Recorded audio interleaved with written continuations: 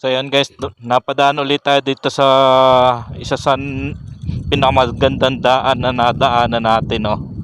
So kung mapapansin nyo, yung ilaw ng mga yan ay mula dito yan sa paglabas ng bayan ng Pagsanghan papuntang palabas ng Victoria, Laguna. So tingnan nyo kung gaano kahaba tong ilaw na to, mga master. Itong road ano tawag dito, road light ba? So isa sa pinaka namangha ako dito sa daan na to kasi sobrang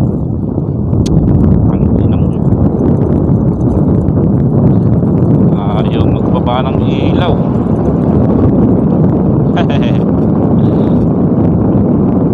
So ito yung isa sa pinaka na maganda kong nadaanan ko, no. So bukod sa mga nadaanan natin parting norte, parting south, Matnog, yan may mga ganito ding daan. At sa parting norte, sa mga parting Tarlac, yan may mga gantong may mga gantong ilaw sa kanilang mga daan.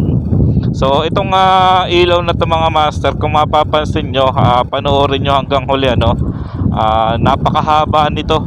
So hindi nila tinipid talaga yung yan, kung makikita nyo hanggang dun, sa dulo, hindi nila tinipid itong daanan na to. So isa ito sa pinakatagusan ng mga pauwi ng Quezon. Napapansin mo nakailaw, no? Ayaw magbaba ng high beam. Buti na lang may mga marking roads na road markings na ganyan, no? So isa sa pinakamagandang road markings yung ganyan kapag gabi. Tapos kompleto rin naman sila sa mga street lights. Maliwanag din dito. Sa parting Matnog kasi napansin ko road markings lang meron. Pag walang dumadaan na sasakyan ay madilim. So hindi pabor sa mga lokal doon na kapag madilim ay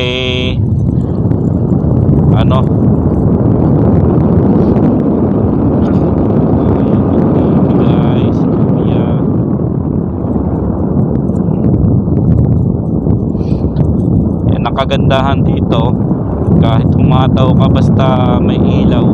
Ang pagkakaalam ko solar to kapag medyo natagalan na hindi nadadaanan at wala nang ilaw yan. Pero hindi ko lang sure kung ilang minuto yung tagal niyan pag halimbawa nabakante siya na hindi na nag-charge ng solar.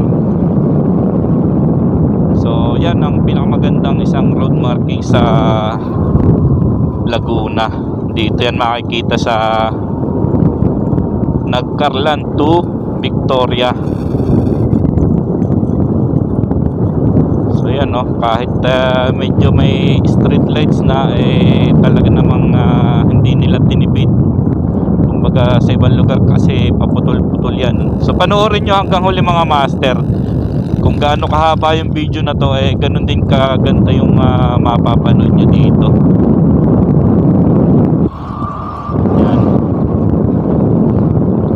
Tapos sa bandang dulo mapapansin nyo mag 2 lanes yung daan na yan. Pero yung road markings niya 2 lanes din. Yan, biruan mo sa ganyang talagang binadyetan. Sana all yung mga ganyang project hindi tinitipid ng ating mga local government. Talagang para sa bayan. Ayan, demo ang street lights nila, din yan, solar din yan, mga master. LED lights siya na solar din. So di ko lang sure kung ilang oras tumatagal yung ilaw na yan. Ang pagkakaalam ko, pag dumilim na, automatic bumubukas yung ilaw niya. Yan, napapalupit, project na dapat tinututukan at ibinibigay talaga sa mga mamamayan. So dito malapit na tayo mag 2 lanes mga master. So papatayin ko tong ating MDL para mas ma-appreciate nyo yung daan. Ayan o. So talaga namang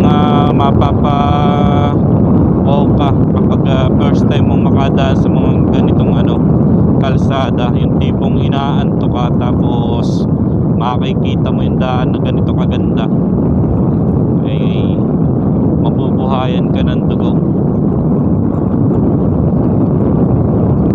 Ayan o, kita nyo naman, hindi na kailangang sabihin pa, kita nyo naman. Yan o, mas ma-appreciate natin yung ganitong madilim kitang kita yan o. So pag binuhay natang MTL, yan,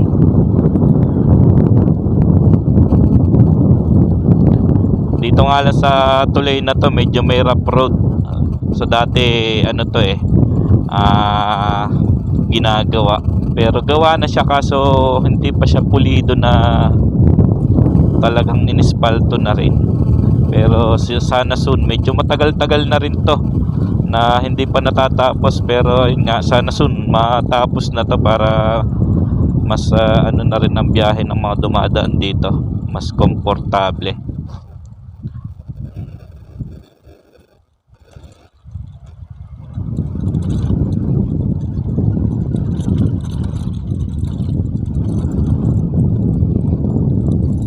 Inunahan na natin yung isang kotse kasi bumubuntot siya. So yan napakaganda. Yan, malapit na mga master mag 2 lanes.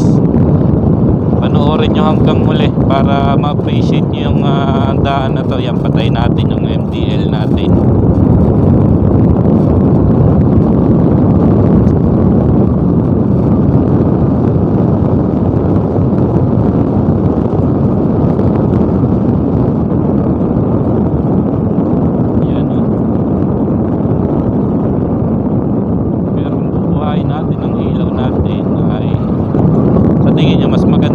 Ang ilaw,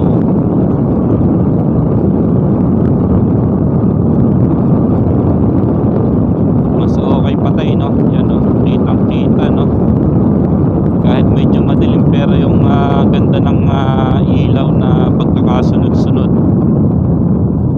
Yan, kumbaga yan yung isa sa nakakaalis ng stress kapag bumabiyahe ka ng ganito. Pambihirang tanawin na makikita mo kapag bumabiyahe ka, yan yun, yung mga ganito, bukod pa sa mga kalikasan na madadaanan nyo.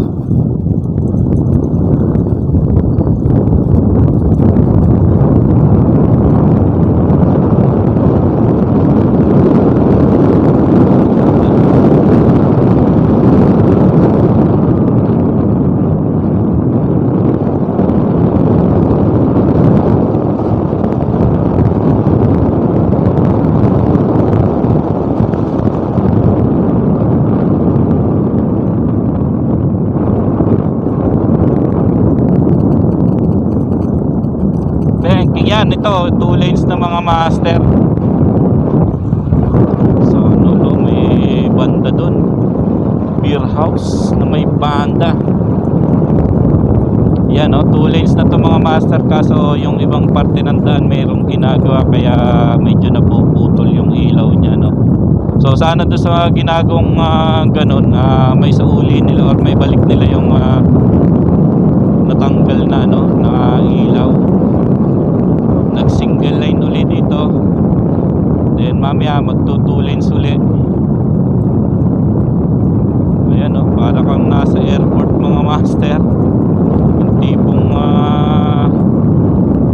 lilipad or bababa ng eroplano, ganito ang madadaanan mo. Yan, 2 lanes na uli mga master kaso may mga ayaw magbabang ilaw,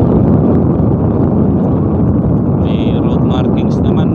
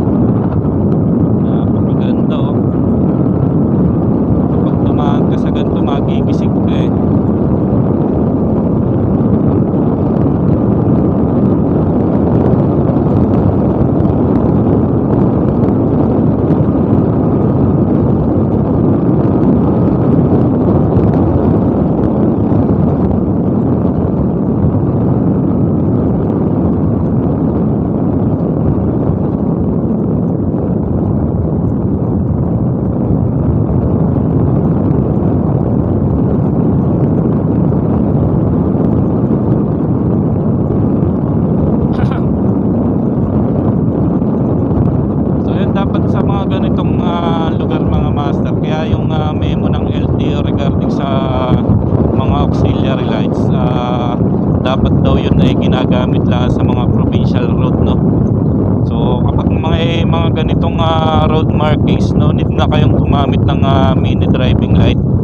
Pera na lang kung talagang malabo ang mata nyo. Pero yun nga, sa lisensya kasi, ang pagkakaalam ko, pag may number 3 ka at number 5, hindi ka talaga pwedeng mag drive ng gabi.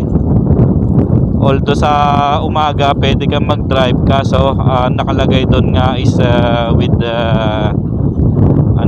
reading glass or may lenses na nakalagay doon na nakanote. So kung ikaw ay malabo ang mga mata, ay panigurado meron kang number 3 or worse may number 5 ka na, hindi ka talaga pwedeng bumiyahe sa gabi. Yun mga master.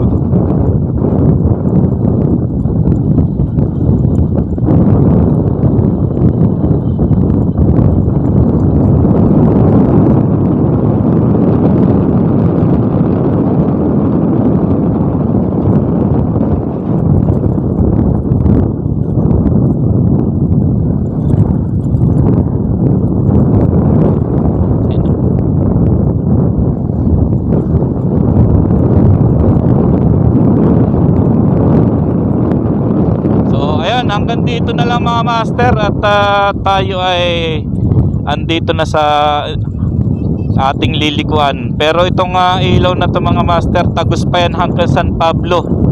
So makikita mo kung mapapadaan ka dito mula Nagcarlan hanggang San Pablo, yan yung daan na yan. So hindi nila tinipid ang budget dito mga master. So salute sa mga local government dito, no.